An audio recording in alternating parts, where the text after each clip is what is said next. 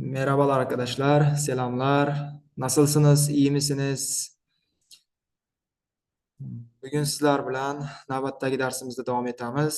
Qisqagina, oddiygina, soddagina qilib tushuntirishga harakat qilaman.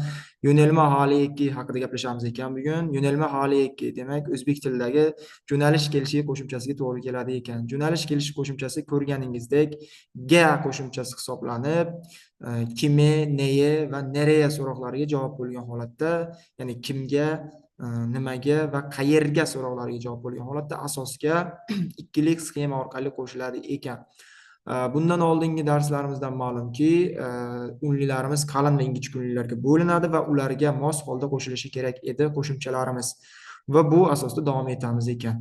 Qalin unlilar, ya'ni ko'rganingiz a, I va o, u unlilaridan keyin jo'nalish kelishiga, demak a holatida i, ö, ü, ya'ni ingichka unlilardan keyin jo'nalish kelishigimiz esa holatida, ya'ni ingichka unlida bo'lishi kerak ekan. Ya'ni bu ikkisi ham a va qo'shimchalarimiz turk tilida asosga qo'shilgan holatda o'zbek tilidagi ga mazmunini beradi ekan.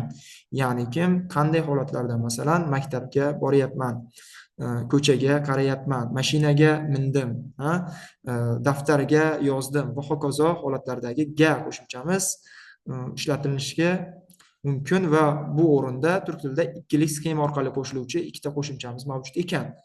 Birinchi o'rinda misollar bilan yaxshiroq tushunib ketamiz. Quyidagi gapimizga e'tibor bering. Misol uchun, men maktabga boryapman. Maktab so'zi turk tilida o'qul va avvalgi darslarimizda ma'lumki, qo'shimcha qo'shilayotganda biz eng oxirgi bo'g'indagi unlisiga qarar edik.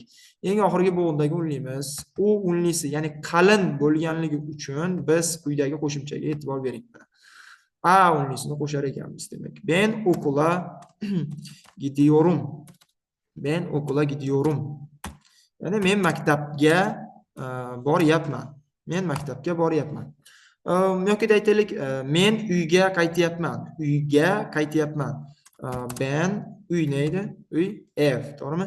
Bizda yagona unlimiz ekan. Demak, esa yuqoridan ma'lumki ingichka unli va ingichka unlidan so'ng bizga qo'shimchamiz kerak bo'ladi. Ben eve demak dönüyorum.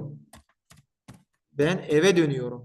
Ya'ni men uyga qaytyapman. Men maktabga boryapman. Men uyga qaytyapman va hokazo holatlarda.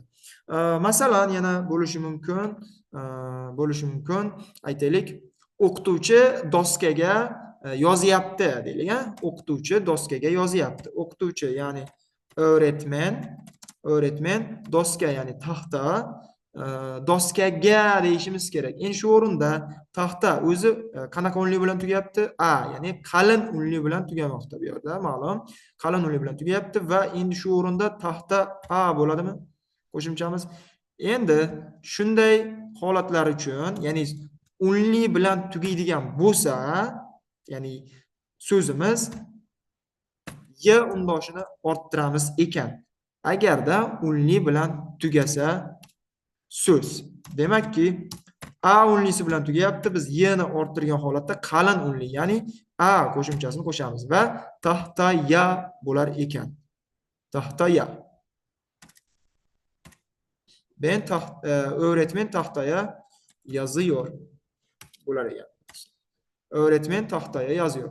Ya'ni o'qituvchi doskaga yozyapti. Demak, doskaga bu yerda jo'nalish kelishiga ishlatilmoqda. Taxtaya bo'lishi mumkin. Misol uchun, nereye bakıyorsun? Soru verilmekte sizin için. Nereye bakıyorsun? Soru verilmektedir. Qayerga qarayapsan? Nereye bakıyorsun?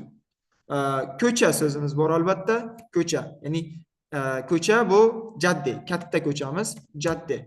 Ko'chaga qarayapman. Shu o'rinda e'tibor bering. Shu o'rinda oxirgi bo'g'inda unlisi mavjud va unli bilan tugamoqda. Unli bilan tugaydigan bo'lsak, biz har doim y undoshini orttiramiz. Ikkita unli birdaniga kelmasligini hisobga oladigan bo'lsak. Caddeye bakıyorum. Nereye bakıyorsun? Caddeye bakıyorum. Ko'chaga qarayapman. Demak, bu Yo'nalish kelishining asosga qo'shilish shakli quyidagicha bo'lar ekan. Xuddi mana shunday. Demak, yo'nalma hali 2 asosga quyidagi ikkilik sxema orqali qo'shiladi. Oxirgi bo'g'indagi unlisiga qaraymiz. Oxirgi bo'g'indagi unlimiz qalin unlilar, ya'ni a, i, o, u bilan tugaydigan bo'lsa, demak ya, e, i, u, ya'ni ingichka unli bilan tugaydigan bo'lsa, y qo'shimchamiz kerak bo'ladi ekan. Endi bu y undoshimiz, qavs ichidagi y undoshimiz esa unli harf bilan tugagan so'zlar bilan ishlatiladi ekan. Bu demak yo'nalish kelishining asosga qo'shilish shakli.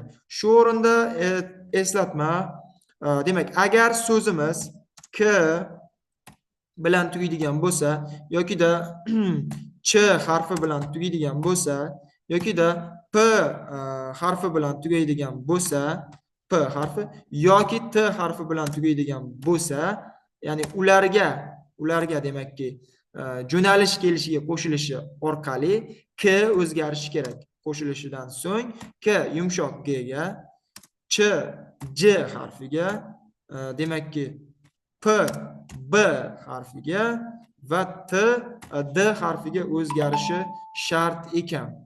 Ya'ni qachon agarda k, ch, p, t harflari bilan so'z tugasa va ularga yo'nalish kelishiga qo'shilishi oqibatida k yumshoq g ga, ch j ga, p b ga, t esa d harfiga o'zgaradi ekan.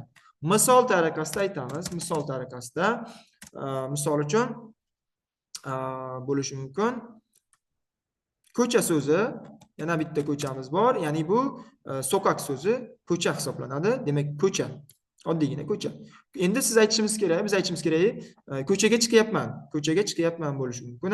Ko'cha harfidagi oxiridagi k o'zgarib ketadi ekan. K shu o'rinda e'tibor bering, g ga o'zgaradi. Va qalin unli a qalin ekanligini hisobga oladigan bo'lsak, sokağa bo'lar ekan. Sokağa ne yapıyor? Çıkıyor. Ko'chaga chiqyapti. Sokağa çıkıyor.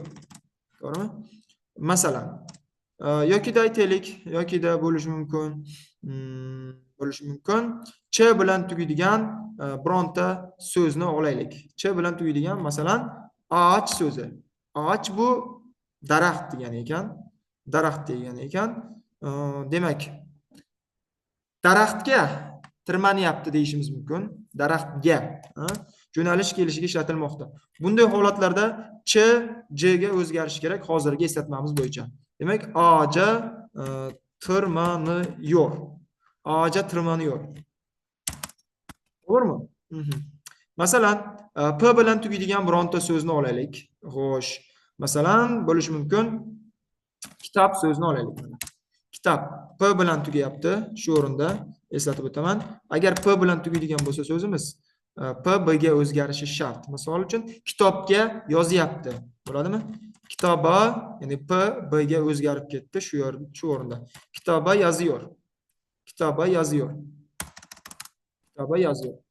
T bilan tugaydigan misol uchun so'zlarimizdan bittasi yurt so'zini olaylik. Yurt, ya'ni yotoqxona degani. Endi yotoqxonaga qaytyapmiz deylik, yotoqxonaga qaytyapmiz bo'lishi mumkin. Bu o'rinda t d ga o'zgarib ketadi ekan. Yurda dönüyor. Yotoqxonaga qaytyapti. Bularni eslatib qolamiz ekan va o'zimiz uchun daftarimizga not qilib olamiz. Ya'ni kim eslatma qilib yozib o'rganib olamiz ekan. Yo'nalish kelish qo'shimchasi aynan shu holatda qo'shiladi. Asosga qalin va ingichka unliga mos holda qo'shilishi esingizdan chiqmasin va qaysi qo'shimchani olishimiz esa so'zimizdagi eng oxirgi bo'g'indagi unlisiga bog'liq bo'lar ekan. Qisqagina mavzuyimiz shulardan iborat edi. Tushunarli bo'lgan bo'lsa albatta xursandmiz. Bunga doir mashqlar Telegram kanalimizda bo'lib o'tyapti. Testlar, topshiriqlar va albatta lug'atlar Telegram kanalimizda tashlab borilmoqda. Telegram kanalimiz esa albatta qoldiriladi. Hammaga rahmat. Kendinize iyi bakın. Kendi üzerinizde çalışın. Görüşmek üzere arkadaşlar. Sonraki derslerimize kadar. Güle güleler.